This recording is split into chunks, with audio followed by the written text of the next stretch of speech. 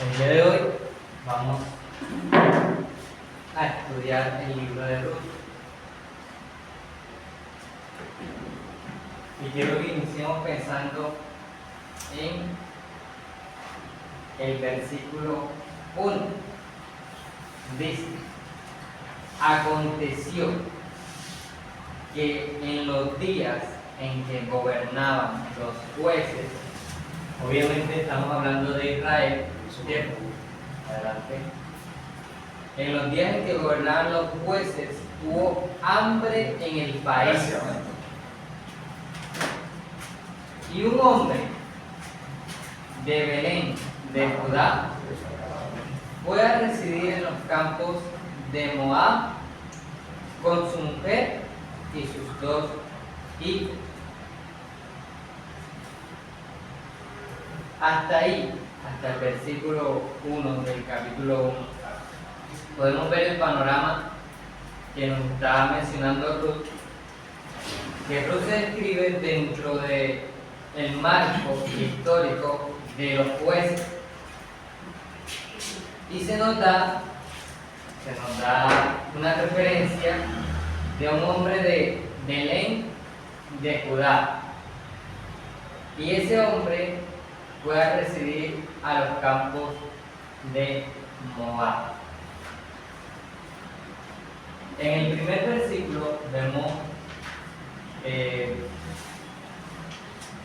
yo diría que casi la secuencia de lo que está pasando en los jueces, o el reflejo de lo que está pasando en los jueces. Y es que este hombre, habitante de Belén, se desplaza de la tierra que Dios le había prometido a Israel, la cual fluye leche y miel. Y este hombre va a residir a los campos de Moab, junto con su mujer y sus 2 hijos. Me llama mucho la atención que este hombre se llama Elimelech y que su mujer se llame Noemí. Pero más que Noemí, me llama la atención Elimelech. Ustedes recuerdan que en el libro de los jueces hablamos de un tal Abimelech. ¿Sí? Abimelech, ¿qué significa? Rey de Abi. Rey. Melech es rey. Y Abi, recuerden las palabras de Jesús. Abba, Padre. Entonces, ¿qué significa Abimelech? Mi padre es rey. Y ahora tenemos a este hombre que se llama Elimelech. ¿Qué significa? Ajá, ¿qué significa ahí? Dios es el rey. Muy bien. Entonces, noten esto que a mí me parece muy llamativo. Yo soy un lector extraño o ajeno a la cultura israelí.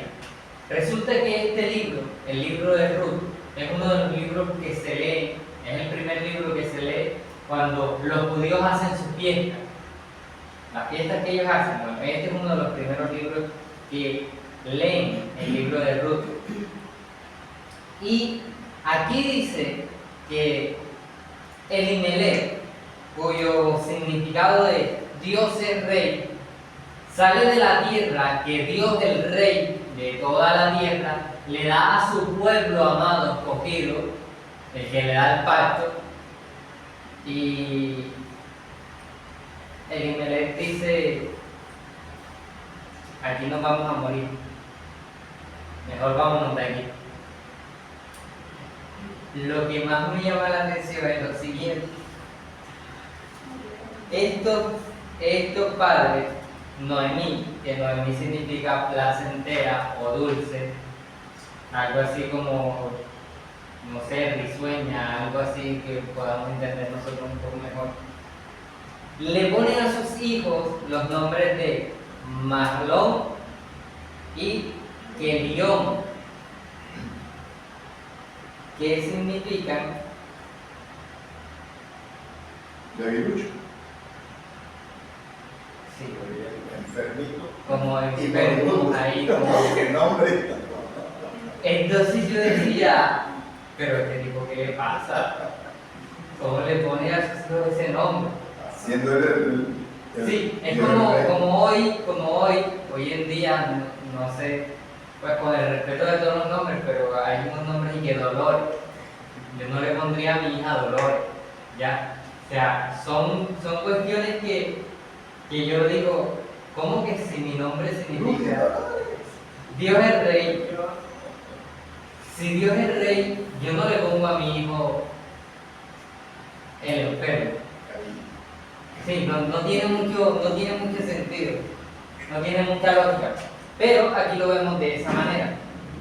Y entonces, lo que viene a decirnos el versículo 3 es que cuando ellos, los que estaban en la tierra prometida, en Belén de Judá, llegaron a los campos de Moab y se quedaron allí, murió Elimelech, Dios es rey. Es cuando leí esto me recordó a Nietzsche, cuando Nietzsche dice que Dios ha muerto. Y ya les voy a decir por qué. Murió Elimelech, murió Malón, el enfermo, y murió Kelión, el otro enfermo, Moribundo. y la mujer Orfa, cuyo significado es incierto, más o menos relacionado con la palabra obstinado. Yo encontré que es joven o firmeza. Ajá, sí, más o menos como de ese estilo. Y nos queda la otra mujer, Ruth, que suena como la palabra hebrea amigo, una mujer que personifica lo que es la amistad, Una lealtad. o compañera, sí. Y nos queda Moab. ¿Qué significa Moab? No, el hijo de Lot, con hija mayor ¿Alguien buscó ese nombre? del padre. ¿Significa el padre? Del padre. Del padre. Sí, o sea, es como que la hija mayor le pone el nombre este es del padre. O sea, es hijo de producto del incesto. Moab. ¿Y cómo se llamaba la hija yo? Mamá de Moab. La mayor. Ah, la mayor. ¿Cómo se llamaba? Esta es la mayor. Moab es la mayor. Nada más dice la mayoría. Sí. Vamos a preguntarle aquí a Google. Pero mientras tanto, Elimelech no solo sale de la tierra prometida, sino de Belén, casa del pan. Casa del pan. Provisión. Sí, ese era el otro nombre que...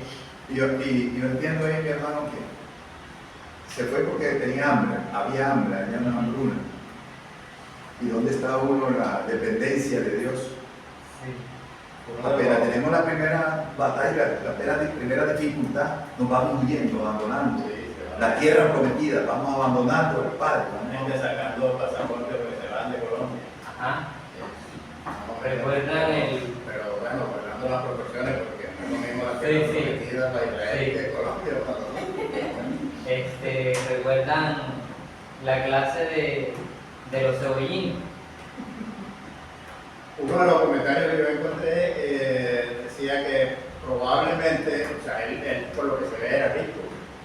O sea, de pronto era de los últimos que iban a aparecer. Tal vez Sí. se va huyendo como para no tener que repartir la riqueza con el tiempo de hambre, entonces se va. Porque su pariente, que vamos a ver más adelante, también se menciona que... ¿Tienen platica? Sí. Se ve, Habla de su heredad. Todos. Bien. Entonces aquí tenemos, en el versículo 3, murió Elimelech, marido de Noemí, y quedó ella con sus dos hijos. Ellos se casaron con mujeres moabitas, Orpa y Ruth, y habitaron allí unos 10 años y murieron también los dos. La mujer quedó privada de sus 2 hijos y de su marido. Entonces, se levantó con sus nueras para regresar de la tierra de Moab, porque había oído en la tierra de Moab que el Señor había visitado a su pueblo dándole alimento. 10 años después aproximadamente.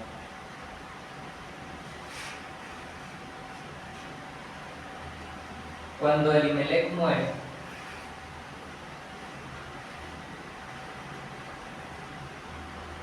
me pregunto por qué Noemí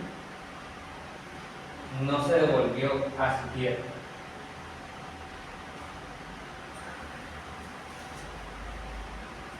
Ahora mueren los 2 hijos. No se nos dice cuánto tiempo pasa, pero dice que Ahí dice que 10 años. Noemí se levantó con sus nueras para regresar a la tierra de Moab. Razón, escucharon que Dios había dado alimento a su pueblo. O sea, ¿por qué Noemí no regresa? Porque, o sea, una viuda no debe tener fácil. La viuda quedaba desamparada. Si ella se iba, entonces algo pienso yo que la retuvo fueron los hijos que tal vez no hicieron eso. Tal vez ellos se fueron jóvenes muchachos y allá terminaron de crecer y se enamoraron y todo, y entonces para devolverse mi amigo, viuda sola. ¿Para no dejar los hijos solos? No, en este caso ella tenía que depender de los hijos, no le quedaba otra opción.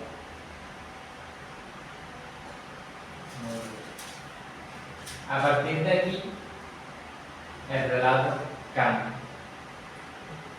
Básicamente, de los versículos 1 al 6, hay una síntesis de quién es el pueblo de Israel. Y yo casi que me pongo en un espejo y yo digo, mi nombre es Isaías, significa Jehová salvación. Y empiezo a verme aquí y empiezo a decir, yo actuaría de esta manera, yo haría esto. ¿Qué haría yo en estos casos? Y resulta que viene una moabita llamada Ruth, que casi que no tiene nada que ver con Dios, y ahora empieza a decirle, Israel, así no es así. Y creo que ese es uno de los sentidos por los cuales es el primer libro que se ve en las fiestas que hacen los judíos. Porque que se lee en la fiesta de primicia. Sí, porque le da a entender al pueblo de Israel quién es su Dios y cómo debe vivir el israelita aquí en la tierra, el judío en este caso. Entonces, a partir de aquí la historia se va a leer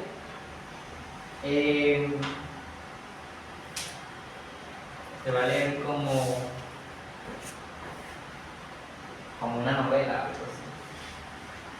Y les voy a dar este bosquejo que me pareció interesante.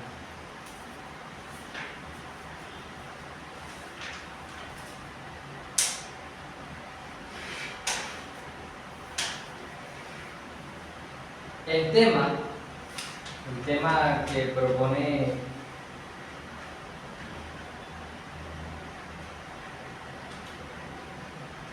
Daniel Bloch es la preservación de la familia real de Israel. Primer acto, la crisis de la familia. Segundo acto, el rayo de esperanza para la familia.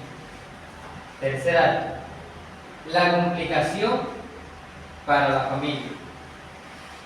Cuarto acto, el rescate de la familia. Epílogo, la genealogía real. Ese es el bosquejo que propone Daniel Bloch. Entonces, de esta manera uno empieza a leer, entendiendo en la época en la que estamos, que son los jueces, y entendiendo, bueno, no entendiendo, tratando de intuir quién es Dios y cómo Dios se revela al pueblo, y no solo al pueblo, cómo Dios se revela a toda la humanidad. Lo interesante, lo interesante no, parte de lo interesante de la continuación o del relato novelesco que hay, o narrativo, es que de las dos mujeres,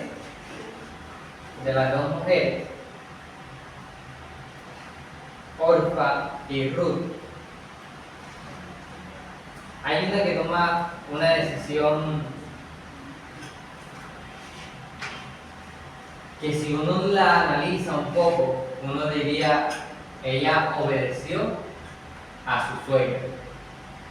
Pero si uno la mira desde el punto de vista de Ruth, uno dice, ella parece que no fue tan buena nuera. ¿Por qué razón? Si nos ponemos a analizar este detalle de por qué no se fue para Belén cuando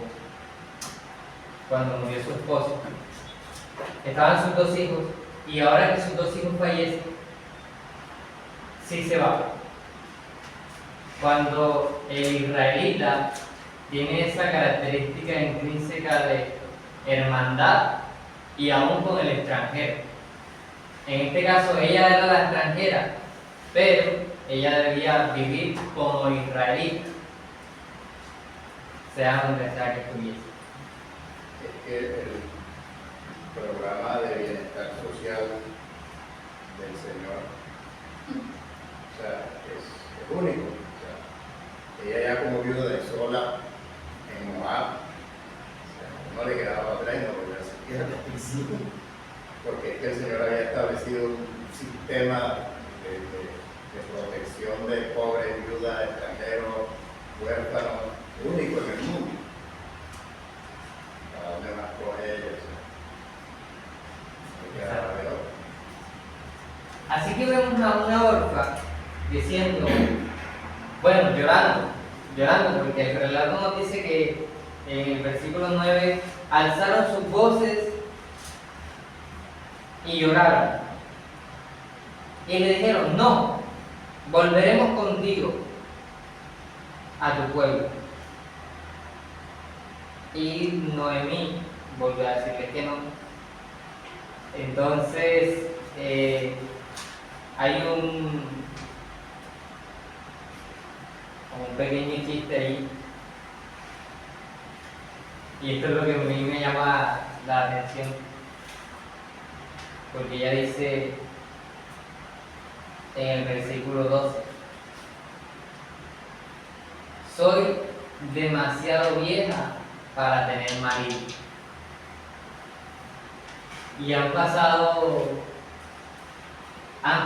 10 años, y yo decía, pero porque hace 10 años no se devolvió. Quizá hubiera tenido un marido. Pero bueno. Y ahora dice, si dijera que tengo esperanza, y si aún tuviera marido esta noche, y también diera a luz hijos, ¿esperaríais por esto hasta que fueran mayores? ¿Dejaríais vosotras de casaros por esto?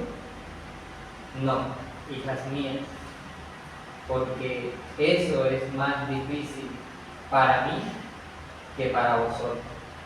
Pues la mano del Señor se ha levantado contra mí. Este Elimelech que está diciendo, Recuerden que el sistema que se maneja en esta época del tiempo es la casa del padre, por decirlo así, la casa de Jacob, la casa de Isaac, la casa de Abraham. Bueno, la casa de Elimelech, la casa del que dice Dios es rey. Ahora, lo que queda de la casa de Dios es rey está diciendo: Dios se ha levantado contra mí. Y yo veo aquí los jueces de manera clarita. Y yo digo, a veces somos de esa manera, en este sentido.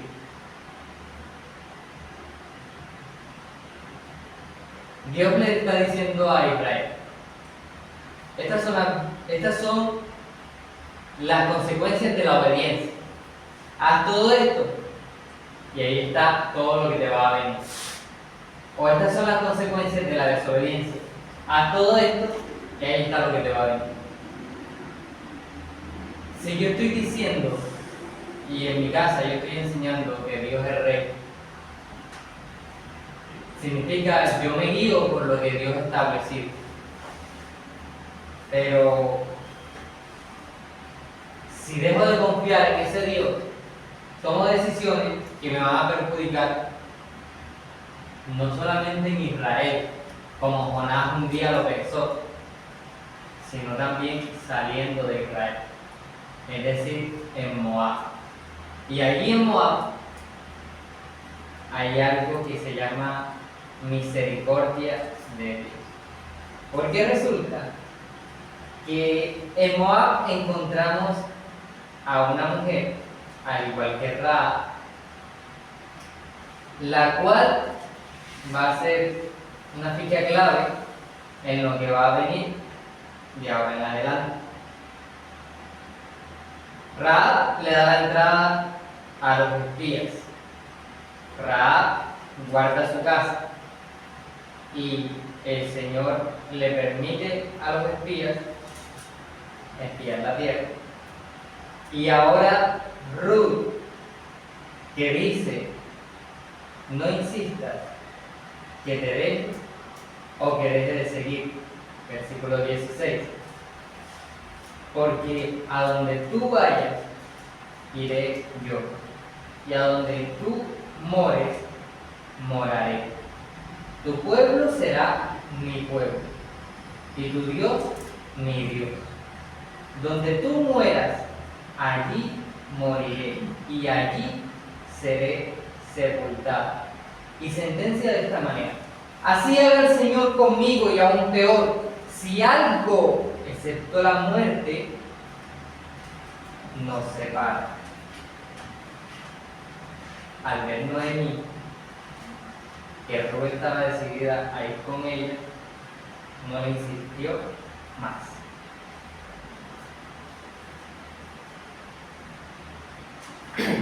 Bueno, regresa a la que era alegre, la que era placentera, la que era risueña, a Belén, a la tierra prometida. Y ella misma dice: no me llamen así, llámenme Mara, porque el trato del Todopoderoso me ha llenado de amargura.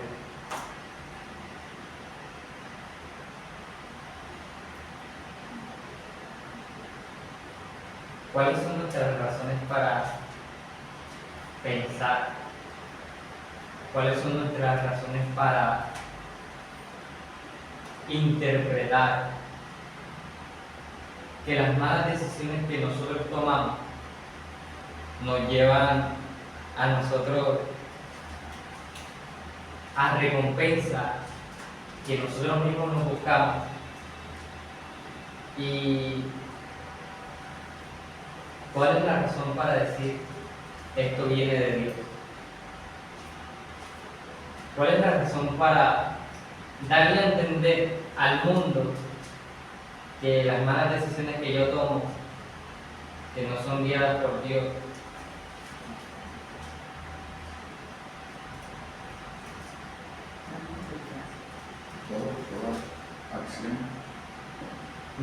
recuerda a algunos ateos que dicen, Dios no es amor. Si Dios amara, hiciera esto y esto. Y yo digo, bueno, pero si Dios hiciera eso y eso no te parece mal. Se van a ir con la controlado. Me está afectando la... Me resecó los ojos, ya no me deja. No, lo ponen hacia un lado, hacia allá la pared, hacia allá. Ahí. Pero resaltante hasta que ya entra a Belén y ella dice que no me llamen más placentera, ya me llaman más y esto, pero yo pienso que resaltante para mí lo más importante del libro ¿Cuál? es mi historia escrita ahí, o sea, yo soy Ruth, nosotros somos Ruth. Lo que ella hace es entrar en pacto, al pacto que Dios establece con su pueblo. Tu pueblo será mi pueblo y tu Dios será mi Dios. Y eso muestra también que Ruth tenía ya un conocimiento de Dios y de la ley y del pacto. O sea, es la manera en que nosotros, aunque seamos inconscientes en eso, la única manera en que nosotros entramos a ser pueblo de Dios, es entrar en ese pacto. O sea, es decir, yo soy ahora pueblo de Dios y tú ahora vas a ser mi Dios. O sea, entro en ese pacto que Dios estableció con Israel. Entonces, eso es la decisión que la hace a ella ser, a partir de ese momento, Israel, aunque éramos ahorita. Esa decisión de ser pueblo de Dios y dejo mi padre, mi madre, mi cultura, todo, y ahora quiero la cultura de Dios y Dios es Jehová es mi Dios, ¿cierto? Y yo lo sigo y allá me muero y, o sea, de ahí no me aparta nadie. O sea, más que seguir a Noemí era a Dios y con el pueblo de Dios muere. Entonces, esa es la decisión más importante para mí, o sea, lo más importante para mí en el libro de Ruth. Sobre todo que es que Ruth entra en pacto, entra en el pacto, entra hacia el pueblo de Dios. Así como los miles, no sé cuántos salieron de Egipto dentro del pueblo de Dios, por fe creyeron en el Cordero, en la sangre. Así también esta mujer entra a ser pueblo de Dios, porque entra al pacto, o sea, ella decide. ¿Sí? Y es, o sea, dejar todo, padre, madre, cultura, todo, que es lo que nosotros, aplicando a la iglesia hoy en día, deberíamos hacer. A la iglesia nosotros traemos todo, nuestra cultura, todo lo metemos a la iglesia. En la iglesia tenemos el Festival de Nata, en la iglesia tenemos en Barranquilla el Carnaval, en la iglesia tenemos en San Cartagena que tendrán, pero no decimos, hey, yo dejo todo, yo ahora soy el pueblo de Dios y Jehová es mi Dios, y dejamos todo, no, sino que traemos todo, no queremos dejar nada, y toda la cultura del mundo alrededor está metida en la iglesia. Sí, interesante. Esa es una de las razones por las que les dije que aquí está Ruth diciéndole a mi israelita, oye Israel, así no es así como yo te voy a enseñar. ¿Ya? Y de allí está la sentencia esa que ya. Y me llama de verdad la atención porque casi que yo veo a Noemí y yo digo, bueno, pero el progreso de Israel sí es raro. Sale de Egipto y llorando por Egipto. Dios les da las leyes, rompen las leyes y llorando después porque les va mal. Dios les da la victoria, pecan y llorando después porque están arruinados. Y esa es la secuencia que lleva el libro de Jueces. Y aquí, en una mujer, estamos viendo cómo la secuencia no se ha terminado. Y en la Biblia hebrea no aparece este libro en esta ubicación. Pero una de las razones por las cuales se coloca en esta ubicación es porque va a dar va a dar partida, en el versículo 22 del capítulo 4 dice, Obed engendró a Isaí, e Isaí engendró a David. Y Samuel nos va a hablar un poco acerca de quién es ese David. Y esa es una de las razones por las cuales dentro de este canon la incluyen aquí. Y se dice uno también que fue escrita por Samuel. Okay.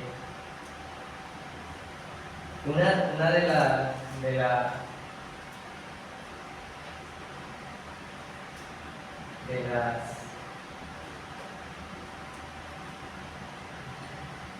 de las cosas que se resalta hasta este momento es que hasta este punto, pues sea cronológico o sea en el orden que se ve en la Biblia hebrea, Ruth viene a ser la primera mujer, el primer libro de un nombre femenino que va a aparecer en las Escrituras. Y quiero leerles un poco acerca de lo que es la historia de Ruth en toda la Biblia. R.C. Sproul dice que aunque las relaciones humanas en la historia deberían animar al lector y de alguna manera los personajes son dignos de imitación, especialmente Ruth y Boaz, este no es el punto central del libro. Lo más importante es que el libro de Ruth anticipa la venida de un rey al trono de Israel. El libro registra los antepasados de David, el rey más amado en la historia de Israel. El libro encuentra así su clímax en la venida de David, cuyos antepasados son Ruth y Boaz. Además, al describir tanto a Boaz como a Obed como redentores, el libro de Ruth sugiere que David también será un redentor.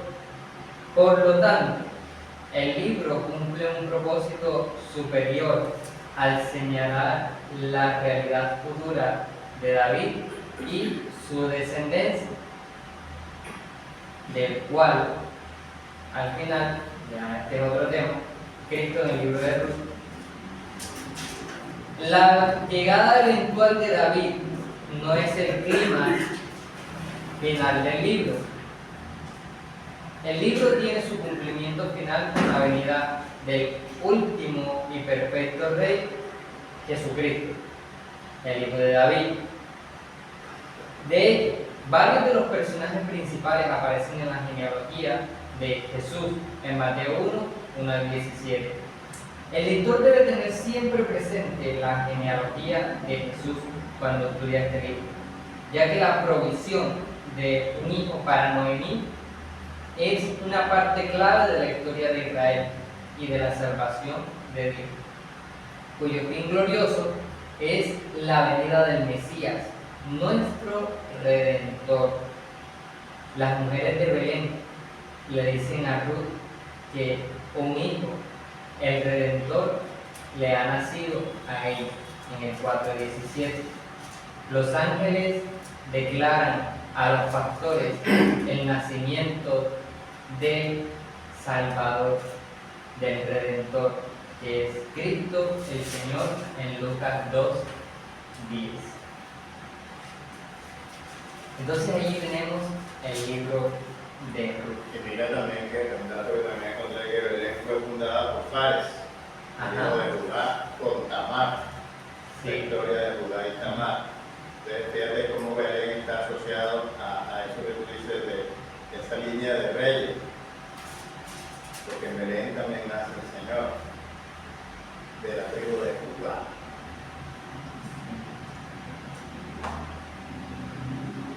Pero para mí Ruth, la mujer representa al pueblo gentil siendo redimido por Dios. Sí, eso es clave ahí en Ruth.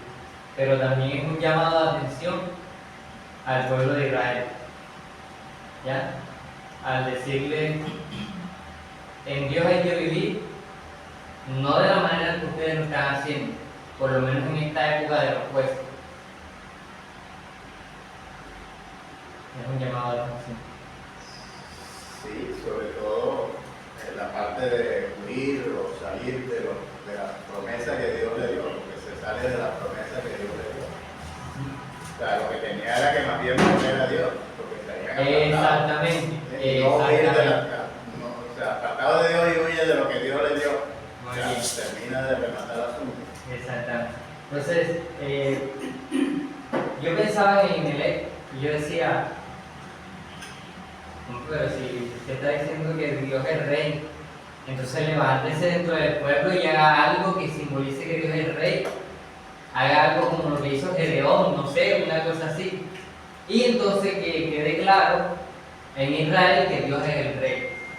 Y que los pueblos alrededor vean que Dios es el rey de toda la tierra. Pero en la mí también es una mujer que sí conoce la ley de Dios. Ajá. Conocedora de la ley de Dios en los detalles, de la ley del enviado, Sí. de la elección, de todas esas cosas. Así ¿Qué le pasó que no fue lo suficientemente influyente en el Imelec para hacerlo ver? O sea, porque, digamos, la mujer en matrimonio es el motor, o sea, lo que el hombre es producto de lo que la mujer prácticamente haga. O sea, la gloria de pronto se la lleva el varón, pero de la gloria del varón depende de la mujer. Entonces, ¿qué pasó ahí, digamos, con Noemí y Elimelech, que no fue lo suficientemente bueno como para llevarlo a recapacitar? O sea, ella se fue detrás y se fue, no sé. Pero tampoco fue esa parte que, bueno, eso no lo dice la Biblia, no podemos asumir nada, pero también es de preguntarse uno aquí ahora, ¿qué pasó ahí? O esa era, no, pues porque ya no La mujer tiene que estar donde el hombre está. Como dice usted, que ella era conocedor de la ley de Dios, y eso es lo que manda la ley de Dios. Noemí tenía obediente, sumisa al hombre, sometida. no, o sea, la mujer no, digamos que sí, está sometida al varón y todas las cosas, pero digamos que la mujer de todas maneras va a coger al varón a hacerlo él entrar en razón o algo. El tipo era muy terco, o ella se dejó llevar, o qué pasó. O sea, la Biblia no dice nada. Mira que dice cuando la maldición en Génesis, el Señor le dice, tu deseo será parar con tu marido. O sea, pero lo que tú deseas, o sea, lo vas a trabajar, pero como para tu marido, o sea, tú vas a ir pegada en lo que tú deseas, pero yo digo, la mujer es el motor para que eso se dé. No tengo lo siguiente. Recordé algo ahorita que estaba estudiando. En el libro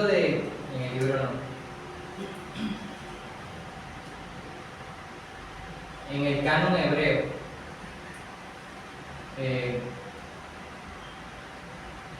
una de las tradiciones es ubicar a Ruth posterior a Proverbios. Recuerden que Proverbios 31 cierra con sí, lo que es no sé si un poema, un acróstico, déjame mirar aquí. ¿Un qué?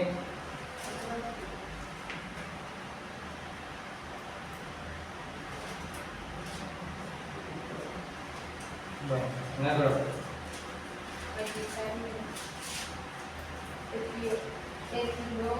Epílogo aplica a la mujer ejemplar. Entonces, Proverbios termina diciendo, mujer hacendosa, ¿quién la hallará? Su valor supera en mucho al de las joyas. Y noten esto.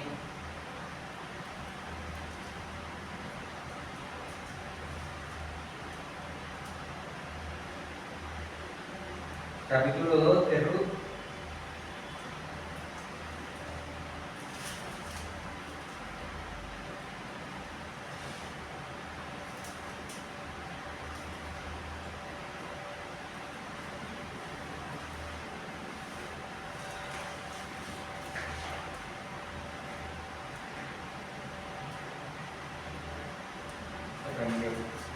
Sí, explicó todo el día, la cogió la noche explicando. ¿Qué es eso?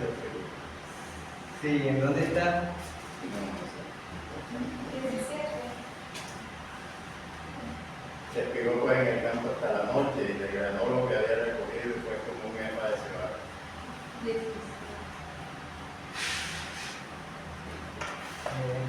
Aquí.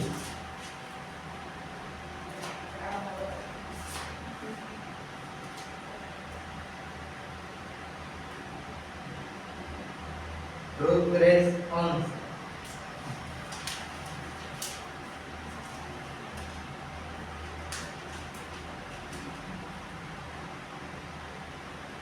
Ahora, hija mía, te está diciendo vos a Ruth, no temas, haré por ti todo lo que me pidas, pues todo mi pueblo en la ciudad sabe que eres una mujer virtuosa. ¿Qué cualidad resalta en su versión? Virtuosa también. Ejemplar. Noble, ejemplar. Y noten el versículo 1 del capítulo 2. Tenía Noemí un pariente de su marido, un hombre de mucha riqueza. Y Proverbio nos está diciendo, mujer virtuosa. ¿Quién la hallará? 2. Su valor sobrepasa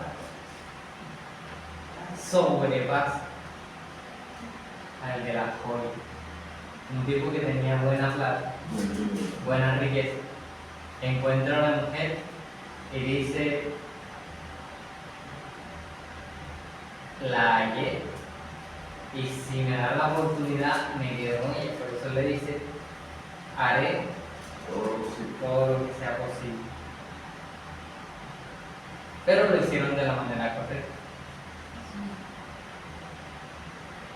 En respuesta a eso tenemos la bendición de Dios. Y ese es otro de los detalles que a veces el pueblo de Israel tiende a equivocarse. Un ejemplo claro, Saúl. Más adelante vamos a ver cómo Samuel le dice, la orden de Dios es que maten todo. Y Saúl dice, pero ¿cómo vamos a matar a todos? Vamos a guardarle estas vaquitas al Señor y vamos a ofrecérselas al Señor. No es que sea malo, pero sí es malo, malísimo. Desobedeció. Entonces, esos son algunos detalles que a veces nosotros, como creyentes, hoy en día no nos podemos pasar por alto. Podemos hacer muchas cosas buenas, pero si en el acto de hacer las cosas buenas estamos desagradando a Dios, hay que tener mucho cuidado con eso. Hay que tener mucho cuidado con eso. Con la mentirita piadosa. Sí, y pecados ahí como... Piadosos. Pecados son... Bueno, el resto de la historia la conocemos, ¿cierto? Ruth hace lo que tiene que hacer. Boaz hace lo que tiene que hacer. Noemí, ahora, no sé, como que vuelve a sonreír.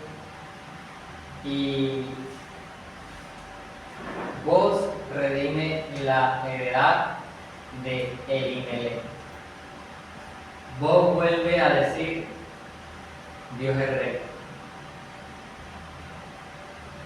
Y de esa manera,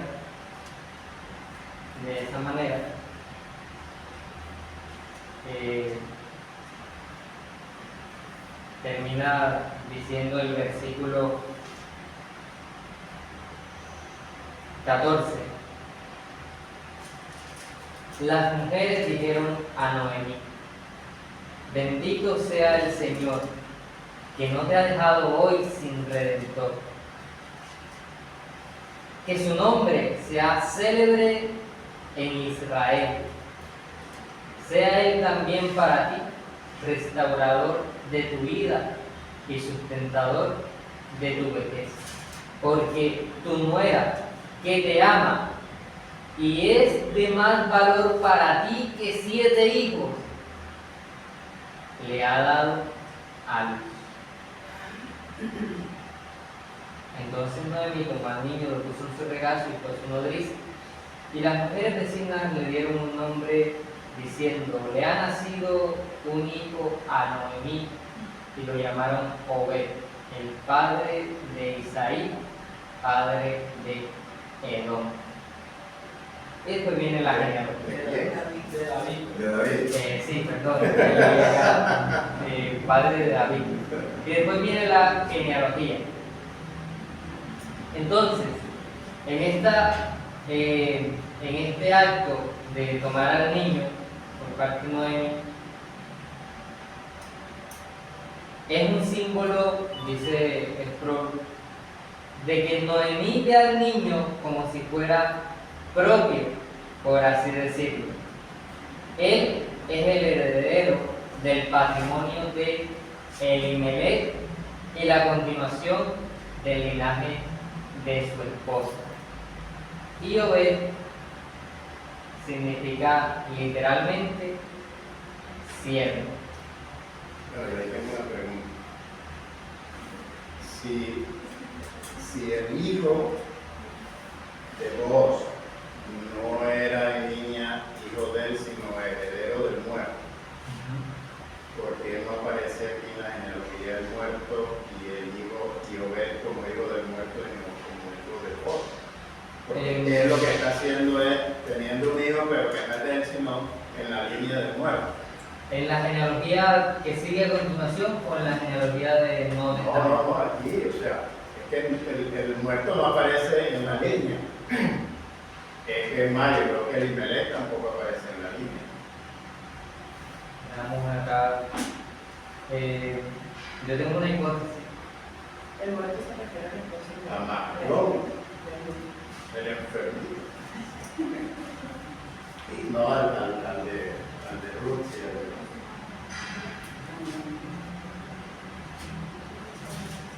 Porque es que aquí está, Rom engendró a Ram, Ram engendró a Aminadab, Aminadab engendró a Nazón, Nazón engendró a Salmón, Salmón engendró a Booz, Booz engendró a Obed, Obed engendró a Isaí, Isaí engendró a David.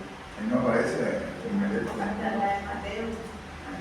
Está ahí me en la línea, donde está Maclón, y o sea, en la ley de Levirato, el hermano vivo toma a la mujer, a la viuda, y porque quedó sin hijo, entonces le da, el hijo que tiene no es de él, no es, o sea, hereda al hermano, para que no se pierda la línea del hermano.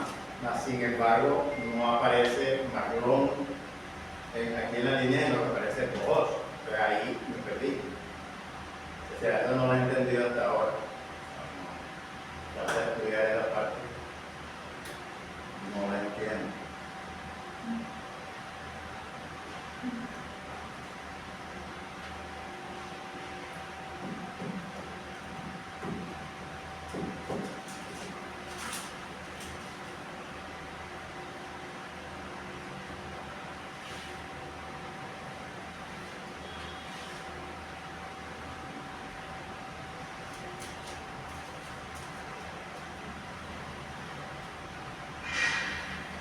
A no ser que sea hijo de él, descendencia, pero la herencia la recibe la herencia del padre muerto y no de él.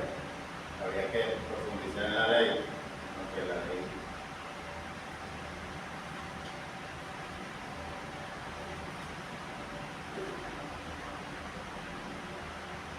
Bueno, hay un punto ahí que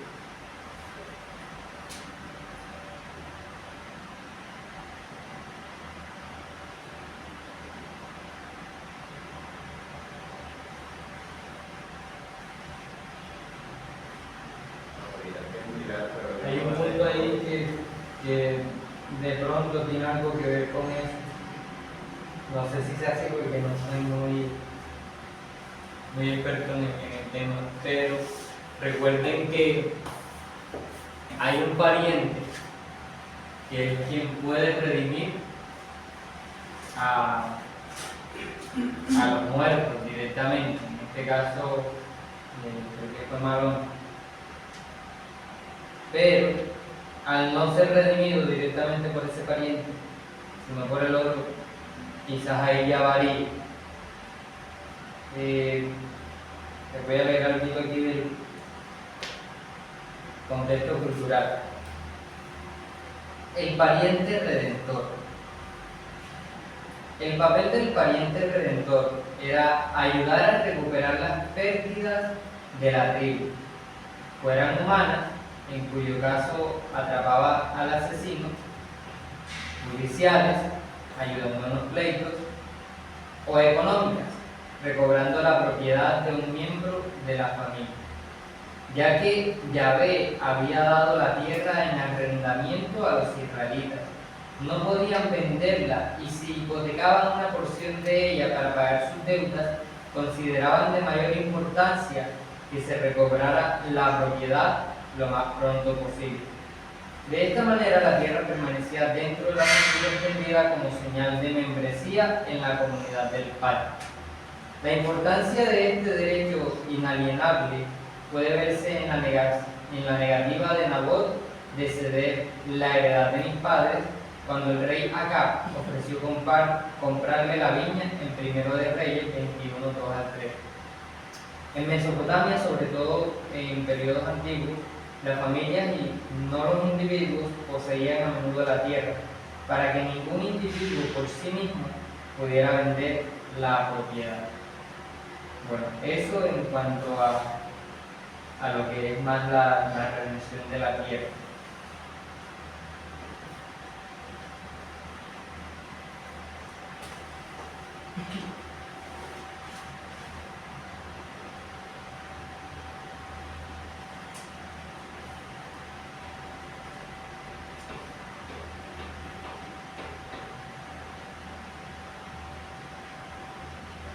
El versículo 5 del 4 dice: entonces le explicó Booz: el mismo día que compres las tierras de mano de Noemí, debes tomar también a Ruth, la moabita, mujer del difunto, para que restaures el nombre del muerto sobre su posesión.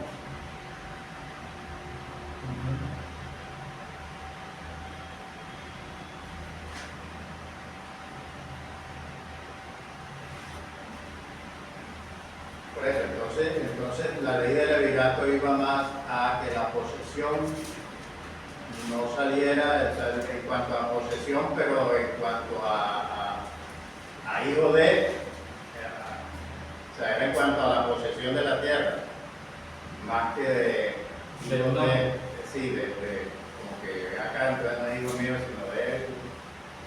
Sí, puede ser, aunque con Judá y Tamar pasa algo ahí también medio. Pero, o sea, Tamar es de ellos. Tamar era, no, porque creo que Tamar. Porque ellos se niegan a darle descendencia a ella. No, él niega al hijo menor, regárselo a Tamar, Judá. Pero por eso Tamar va y le hace la trampa.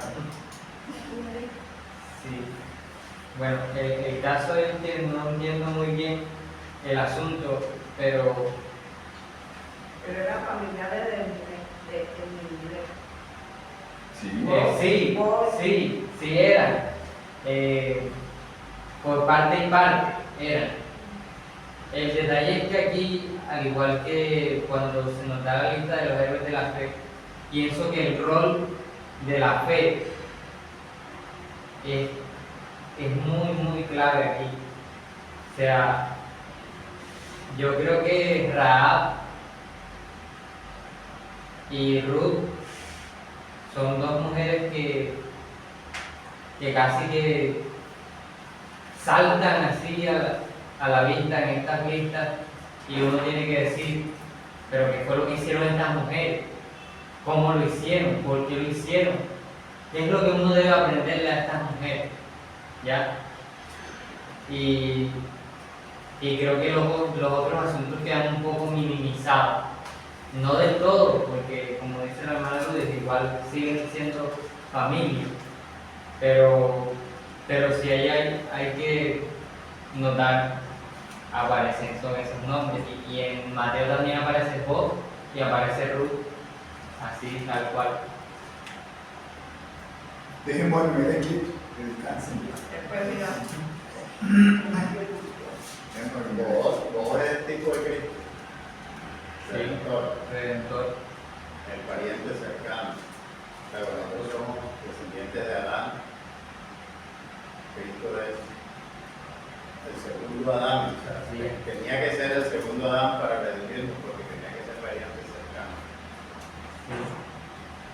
Ahí vemos que lo que Dios hace es perfecto.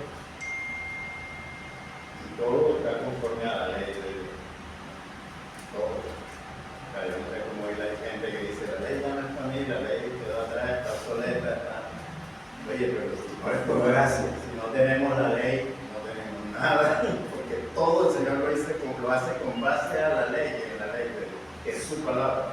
Si no tenemos ley, no tenemos sentencia. No hay pecado. No, y no solo pecado, sino que todo el plan de Dios, todo lo que Dios hace está conforme a la ley. O sea, que Cristo, el Cordero Perfecto, muere el día que están matando a los corderos el día de la Pascua. Cristo, la primicia, resucita el día que se está celebrando la fiesta de primicia. O sea, todo se cumple conforme a la ley, la fiesta. O sea, ¿cómo quitar la ley es quitar todo? O sea, hasta nosotros quedamos en el aire.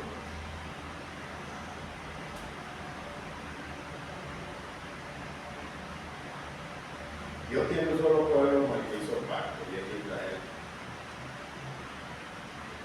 Nosotros en Amós 3, el Señor dice, un solo pueblo yo he conocido. Se van a entender que es Israel. Lo único que Dios conoció es Israel. Y después Pablo dice a los que antes conoció a estos. Uno dice, no, pues a mí me conoció desde antes en Egipto. Haciendo referencia a lo que Dios está diciendo, al único que conoció es Israel. No hay más. Y nosotros tenemos que entrar en ese pacto como entró Ruth. Nosotras. Pero nosotros tenemos que ser pueblo de Dios que es Israel, no hay otra. O sea, porque se dice, no, somos el Israel espiritual, pero en la Biblia no encuentra esa expresión, encuentra el Israel de Dios. Aquel que tiene un corazón circuncidado, ese viene a ser adoptado por Dios, así como Ruth fue adoptado como hija de Noemí.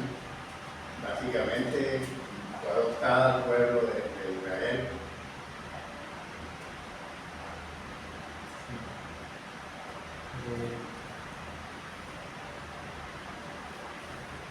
Hay un texto que dice, ¿quién subirá al monte santo? El limpio de manos y el puro de corazón. Haciendo alusión a los que han sido redimidos. En esta redención hay algo que me llama bastante la atención. Está en el versículo 4 del capítulo 3. La Noemí le está dando instrucciones a Ruth. Le dice, lávate, úngete, ponte tu mejor vestido, ve a la era, pero no te deja conocer al hombre, hablando de vos, hasta que haya acabado de comer y beber. Sucederá que cuando él se acueste, notarás el lugar donde se acueste. Irás, descubrirás sus pies y te acostarás cuando él se acueste. Y te acostarás. Entonces él te dirá lo que debes hacer.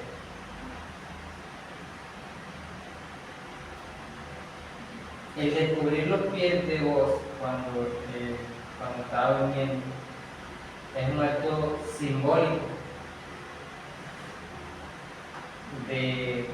por parte de Ruth. ¿Cuál es el simbolismo que se está manejando aquí? Ella le está diciendo, cásate conmigo. Cuando ella descubre sus pies, Pero, o sea, pienso yo, como encuentro un respaldo ético, la expresión cásate conmigo es cuando le dice las tiendes tus alas o el borde de tu manto sobre mí, ahí es cuando le está pidiendo matrimonio. ajá, Porque cuando le descubre los pies, o sea, no hay una referencia en la Biblia sobre eso, es como que esto para que cuando el frío te despierte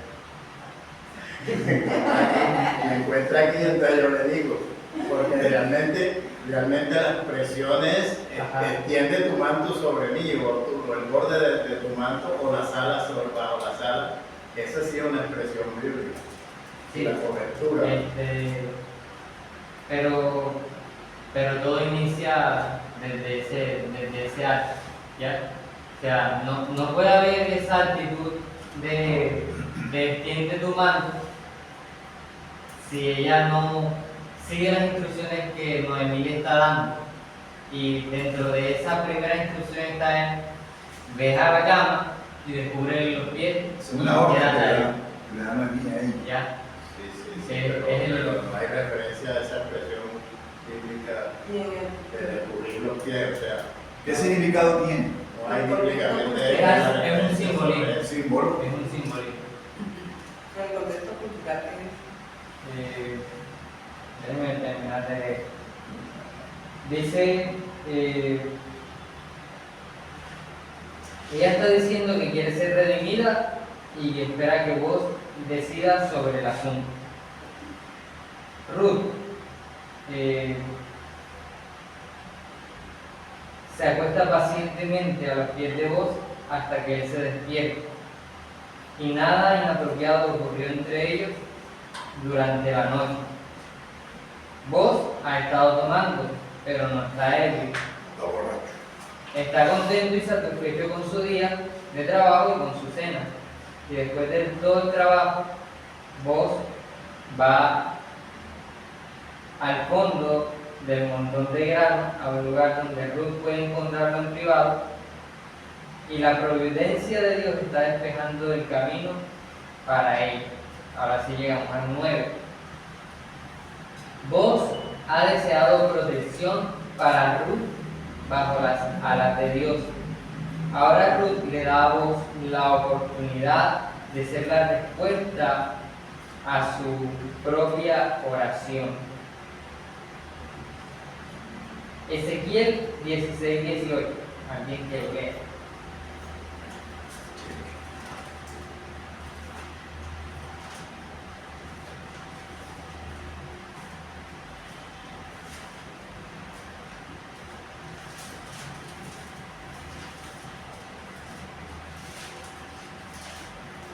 Y tomaste tus vestidos de diversos colores y las cubriste, y mi aceite y mi incienso pusiste delante de ellas. 16:8. Ah, 18. 16, 18.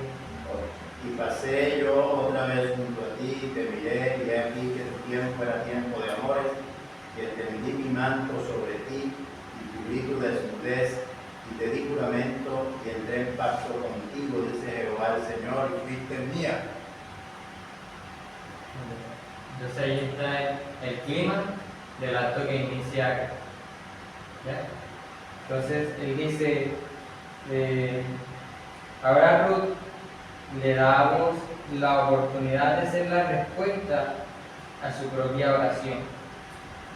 Ezequiel nos explica la forma de expresión de Ruth. Directamente le pide el favor del matrimonio, aunque las intenciones de Noemí en los primeros versículos, del 4 en adelante, del 3 en adelante, no fueron tan atrevidas. Casi que la idea era que vos le dijeras a Ruth, yo te voy a redimir, pero Ruth le dice a vos, redime. ¿Ya? Eso es un punto ahí también. Es como Cristo hoy en día no nos obliga, nosotros tenemos que Exacto. ir a él. Por eso les decía, ¿qué hicieron estas mujeres que están ahí en esa lista? O sea, ¿qué ve uno ahí que uno tiene que copiarles a ellos? Esos son detalles. Quiero leer Amós 3. Dice: oíste estas palabras que ha hablado Jehová contra vosotros, hijos de Israel, y contra toda la familia que hice subir de la tierra de Egipto. Dice así: a vosotros solamente he conocido de todas las familias de la tierra, por tanto os castigaré por todas vuestras maldades. Jehová solo ha conocido a Israel de todas las familias de la tierra.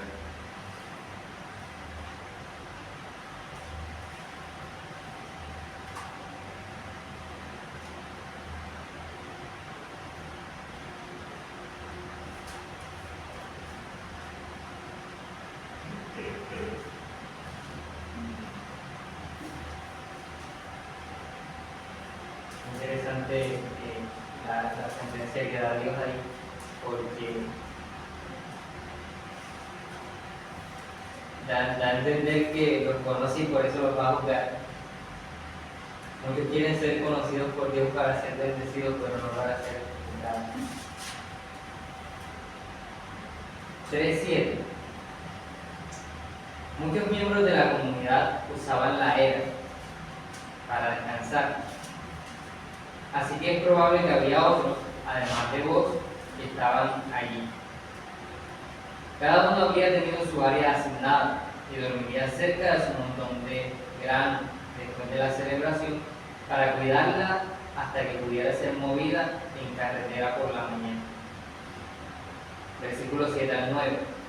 Destapando los pies y extendiendo las manos.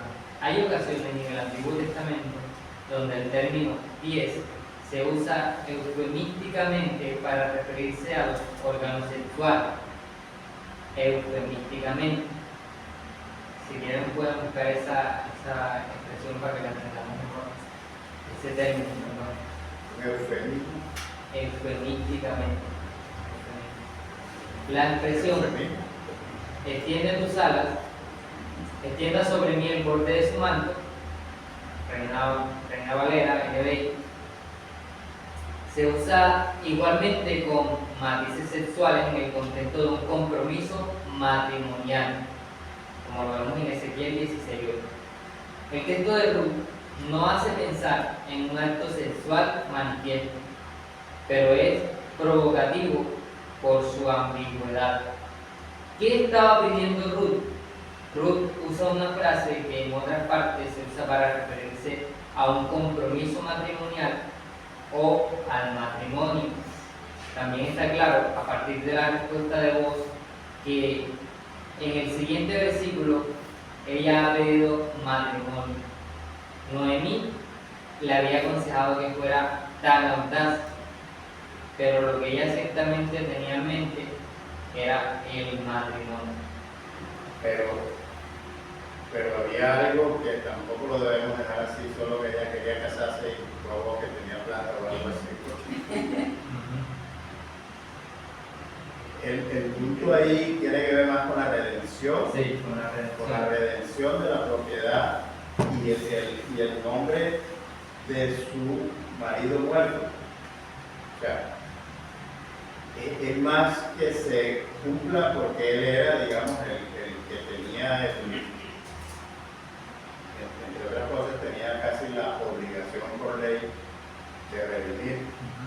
Pero él dice, no, yo no, por eso, yo no, o sea, pero digamos que Noemí no sabía, pero y Ruth. O sea, por eso yo no creo que hayan tenido relaciones sexuales ni tenga nada que ver con eso, porque tanto Ruth como vos, ambos vos reconoce que ella es seria y virtuosa, y vos no dice, bueno, yo me aprovecho aquí tampoco, o sea, dice, no, hay otro pariente, déjame y arreglamos ese asunto.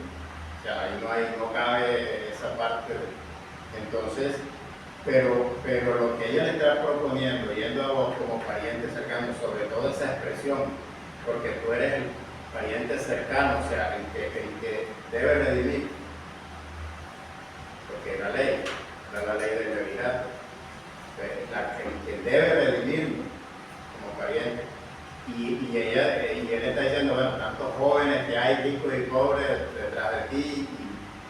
vienes aquí, o sea, ella hubiera podido casarse, de casarse hubiera podido coger a cualquiera, ¿cierto? Exacto. Entonces, cuando ella va a buscar al redentor, va a buscar al que va a darle la redención más en el nombre de su marido, que ella está buscando marido, porque según este texto, va a entender qué opciones había. O sea, yo me imagino que joven y bonita tenía de toda clase de...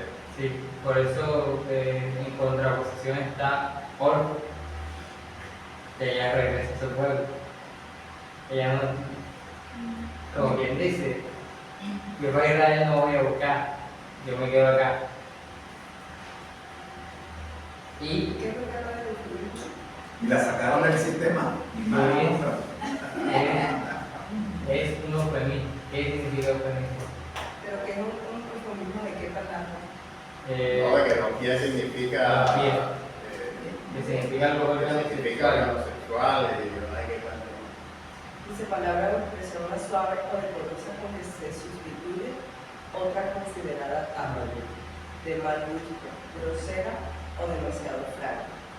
Para aludir al acto de morir se usan eufemismos como descansar, entregar la vida, desaparecer físicamente. Entonces el doctor decía que era un eufemismo de los órganos sexuales. Que se acostó a los pies, que no eran los pies, sino que eran los órganos sexuales. No, es que la expresión de Ruth es extiende tu mano, o sea, dame tu cobertura porque tú tienes el derecho de redimir. O sea, ella está buscando la redención, no. Y yo veo a una Ruth, mujer virtuosa, interesada en su suegra, que dice, si me caso con cualquiera, puede que se olviden de ella, pero si me caso con un pariente, ya ahí la van a tener. Mientras se redimida también. Entonces, Dice, has hecho mejor tu postera bondad que la primera. O sea, la primera era con Ruth, pero ahora está extendiendo más allá. O sea, por eso da a entender que va al muerto, Ruth, a la redención del nombre del muerto, la herencia del muerto y todo. Más que porque ya era, la bondad se había extendido. O sea, yo no creo en este texto, no creo que quepa nada que tenga que ver con que la mujer fue y se rebuscó y se revolcó con él y nada de esas cosas. Eso es judicial. ahí no hay nada de eso. Sí, en absoluto. Ahí hay una pureza impresionante por parte de una moabita, Hay lo que hay una mujer obediente. A la suegra. una mujer que A la tiene suegra y mi valor. vos le dices, no te vayas a coger espiga en otro campo, quédate aquí. Eso hizo. Y hizo fielmente lo que le mandó la suegra. Esa mujer sometida, una mujer leal. Eso es lo que vemos ahí en Ruth, la lealtad, la pureza. La Noemí es la maestra de Ruth. Ajá. Sí, ahorita les iba a comentar algo de eso. El rol de la mujer dentro del hogar, por lo menos en la teología veterotestamentaria, es cuidar del hogar a tal punto que el hombre se ocupa de las labores para traer el pan, y ella se ocupa del cuidado y de encaminar a los hijos o a la casa a conocer a Dios.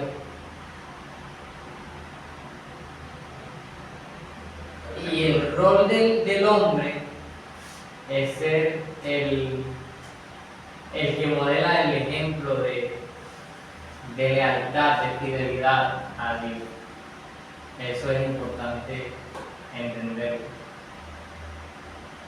Que esa es una de las razones por las cuales yo siento que Noemí conoce tanto de la ley de Dios. Y para mí una mala enseñanza es que la mujer estaba subyugada, patriarcal y machista a los hombres de la época, porque mira el caso extremo de un Nabal, osco, bruto, tenía que tener a esa mujer, y Abigail, ¿qué? Abigail no tenía, digamos, autoridad y mando en su casa cuando coge siervos, monten, hagan, traigan, vamos.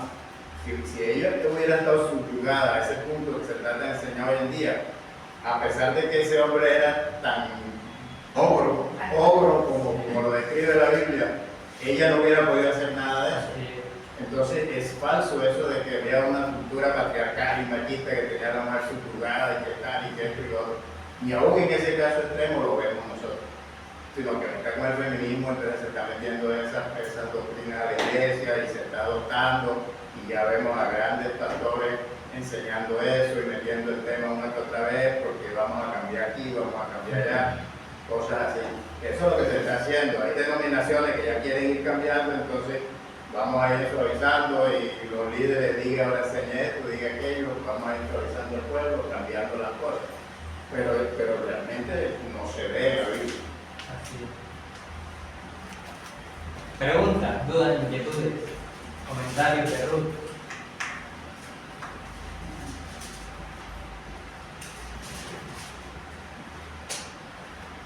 ¿Cómo les fue con Ruth? Excelentemente. Sí lo leyeron varias veces. Muchas veces.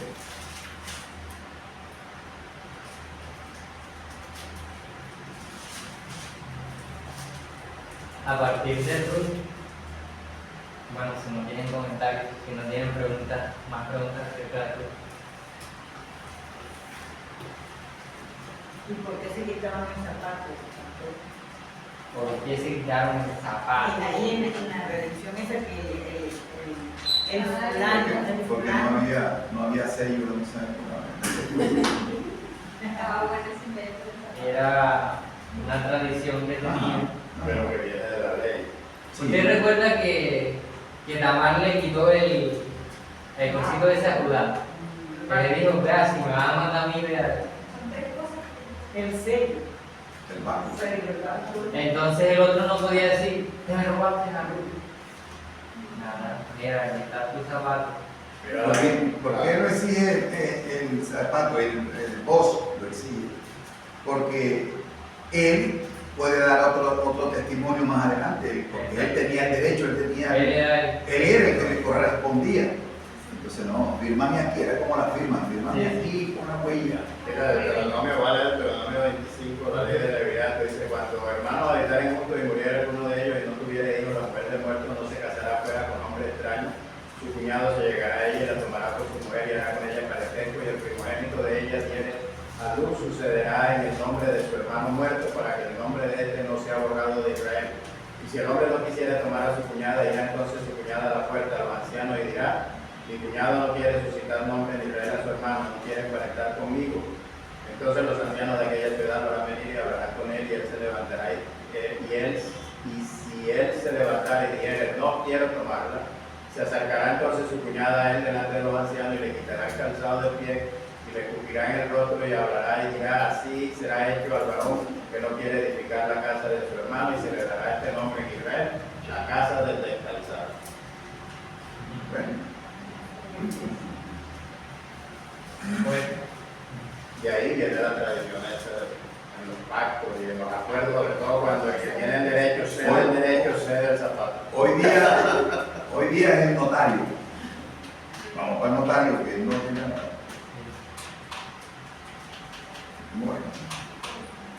bueno, a partir de Ruth, vamos a seguir la secuencia con Samuel. Samuel es un libro bastante largo. Largo en el sentido de que tiene muchas temáticas. Voy a dar un bosquejo general. Antes de la monarquía, Dios reina y rescata a su pueblo. Capítulo 1 al 7. Segundo, comienzo de la monarquía.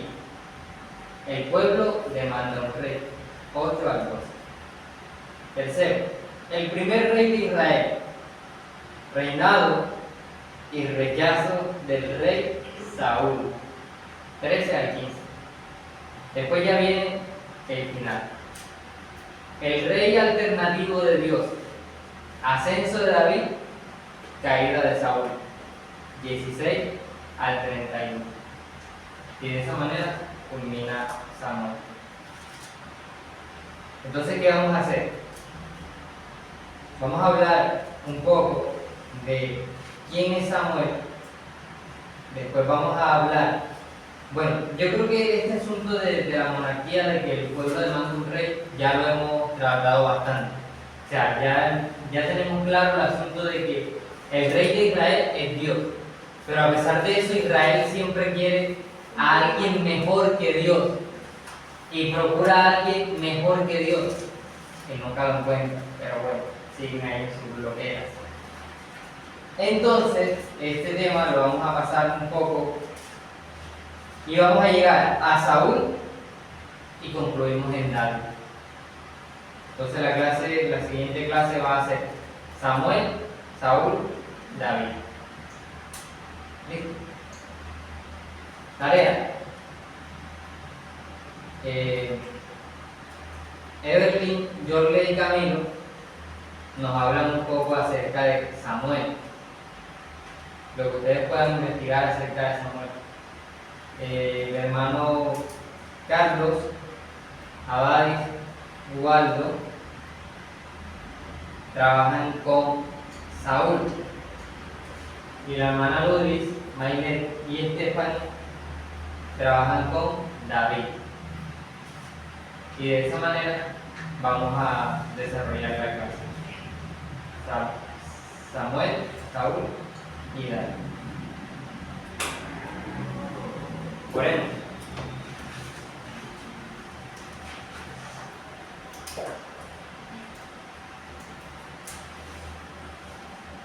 Dios, te doy gracias en esta noche por tu redención. Gracias, Cristo, porque eres nuestro libertador.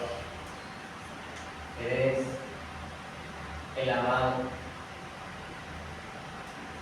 Eres el que te entregaste para salvarnos, para redimirnos. Gracias, Señor. Gracias porque tu vida, tu muerte, tu resurrección testifica de que soy un hijo de Dios. Gracias, Cristo, porque me has permitido creer en ti. Me has hecho nacer de nuevo. Te doy gracias.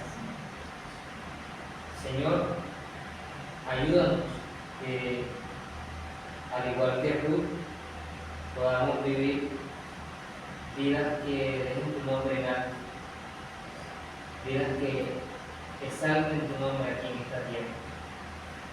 Señor, apártanos de tomar malas decisiones y culparte a ti de nuestros resultados, de nuestros fracasos.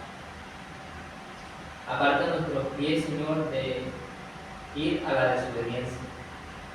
Aparta nuestros oídos, Señor, de escuchar otras voces que no sean lo que tú nos estás guiando a hacer. Y ayúdanos a entender, Señor, tus planes y tus propósitos en cada determinado tiempo y época de nuestra vida. Ayúdanos, Señor, a buscarte a ti y a amarte a ti con toda la fuerza de nuestro corazón, con toda nuestra mente, con todo lo que somos, Señor. Que nuestro espíritu cada día te anhele más. Que nuestra alma te desee a ti, Señor, cada día. Gracias, Dios, porque un día vendrás por tu iglesia. Un día vendrás por tu pueblo, y un día, Señor, juzgarás, y todos compadeceremos, Señor, en ese juicio delante de ti. Ayúdanos, Señor, a tener claro quiénes somos en Cristo Jesús. Y ayúdanos, Señor, a mostrar a otros que hay esperanza, a mostrar a otros que hay un Redentor. Ayúdanos a mostrar a otros, Señor, a modelar ejemplos, Señor, de fe, a modelar la verdad, Señor. Tú que eres el camino, la verdad y la vida, Cristo. Ayúdanos a mostrarte a ti, a otros. Te doy gracias, Señor, porque nos has permitido, Señor, estudiar cada una de estas temáticas del Antiguo Testamento. Padre, pedimos que cada día seamos bendecidos, pedimos que cada día seamos llenos de tu Espíritu Santo, Dios. Cada día te podamos conocer más a ti. Dios, ahora que vamos a nuestras casas, pedimos que nos guardes, que nos libres, Señor, del peligro, de líbranos de todo mal, Señor, que podamos descansar, que podamos tener, Señor, una noche tranquila y grata. Te alabo, Señor, y te exalto porque eres el mejor redentor que podríamos tener. Eres Cristo, nuestro Salvador, sacrificio perfecto. Y te alabo. Gracias, Señor.